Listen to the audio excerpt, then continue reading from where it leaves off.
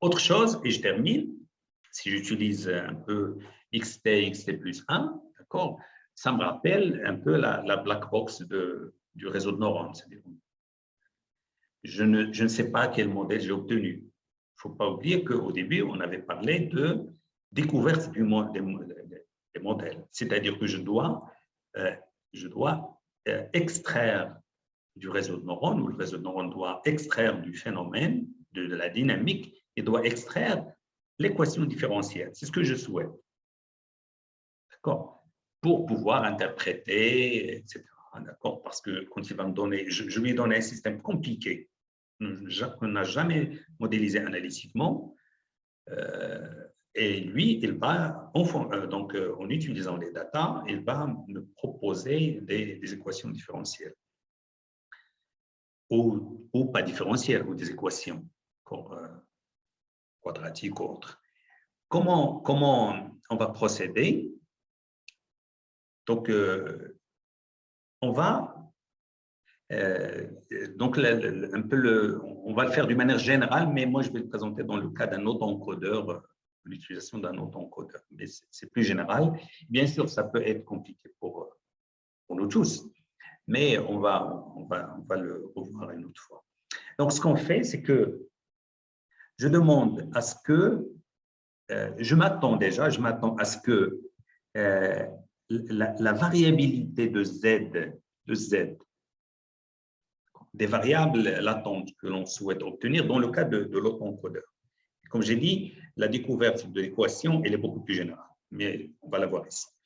Z point de t, supposons qu'on a un système avec 3, comme ici, où j'avais R à la puissance, disons 100, et là j'ai seulement R à la puissance 3. Et je cherche à écrire des Z sur des t en fonction de Z, etc. Donc, je veux identifier ou déterminer, découvrir la dynamique des variables latentes, comment les variables latentes évoluent. Je suppose, parce que c'est en général le cas dans la nature, que Z point, donc la première composante de Z, est certainement une combinaison de 1, de Z1, Z2, Z3, Z1 carré, Z1 fois Z2, Z2 fois Z3, etc., jusqu'à Z3 au carré, au cube. Je peux aller plus loin, si je veux. Et puis, la même chose, Z.2, elle est aussi combinaison linéaire de 1, Z1, etc., jusqu'à Z à puissance 3, ou Z à puissance 50, si on veut. Mais en général, on sait que dans la nature, c'est comme pour un développement limité, on ne va pas jusqu'à Z à la puissance 50 ou Z fois Z1 fois Z2 à la puissance 40. En général, on va jusqu'à Z1, Z2, Z1 fois Z2, Z3, Z4 au carré, Z1 fois Z2 fois Z3. D'accord? Voilà, donc, et dire que ces combinaisons linéaires veut dire que je peux écrire ce système. Quels sont les inconnus dans ce système? Ce sont les coefficients. Xi1, Xi2, Xi3. D'accord? Parce que c'est ce que je cherche. Et puis, je prends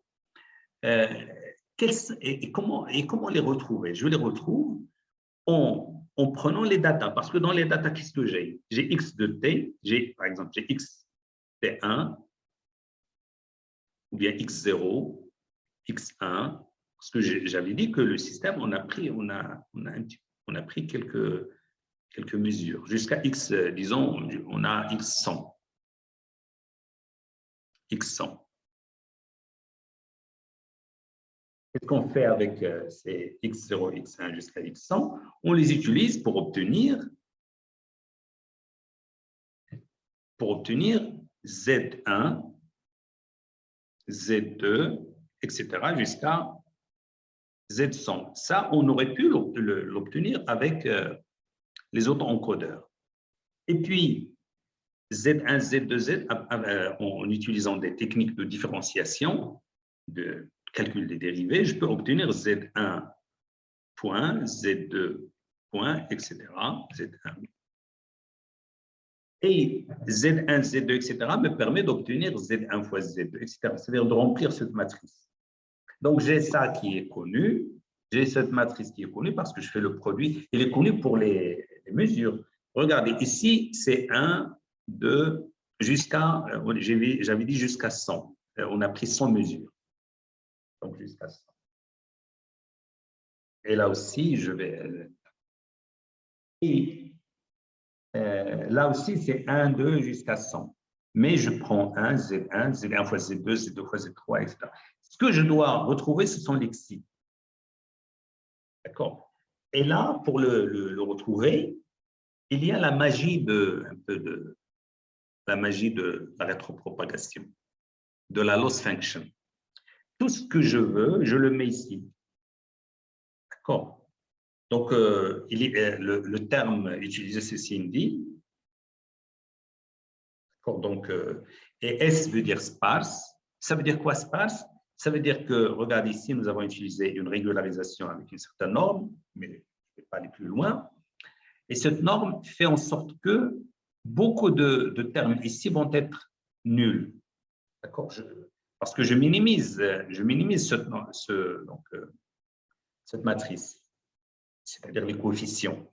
Donc, je les pousse à ce que la majorité vont être nuls parce que les phénomènes naturels sont ainsi, sont souvent ainsi.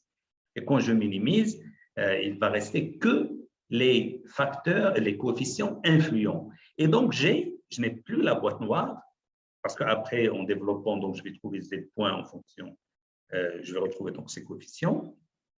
Bien sûr, je ne peux pas inverser parce que cette fonction n'est pas inversible, mais il y a les pseudo-inversions des matrices de ce genre en utilisant SVD, singular décomposition singulière, singular value of decomposition. Donc, j'obtiens les valeurs singulières, donc les diagonales de cette matrice, qui n'est pas forcément inversible. Donc, c'est pour ça qu'on dit la pseudo-inversion de la matrice, de cette matrice, et on arrive à obtenir donc des coefficients xi1, xi2, xi3. Ce sont bien sûr des vecteurs. Et donc, comme j'ai dit, sparse parce qu'on a utilisé la norme 1 par la norme 2. Et donc, voilà, donc ça, on va y revenir certainement une autre fois. Mais ce qui est intéressant, c'est que j'ai obtenu ici deux choses. Donc, je reviens ici. On a obtenu, c'était noté Z, donc je mets ici Z. Mais on a obtenu, excusez-moi, on a obtenu Z point. Mais on aurait pu, parce qu'il y a plusieurs déclinaisons de ces idées, beaucoup de déclinaisons, parce que moi aussi je pense à certaines manières d'exploiter ça. À partir des données X, donc à partir de ces données, et de la dynamique sur X, j'obtiens de la dynamique sur des variables latentes, mais en plus de ça, je peux obtenir donc un système dynamique représenté dans l'espace des variables latentes qui soit linéaire et donc facile à manipuler. Voilà, donc j'espère que c'était clair. S'il y a des questions, je vous remercie pour votre patience. S'il y a des questions, je suis là.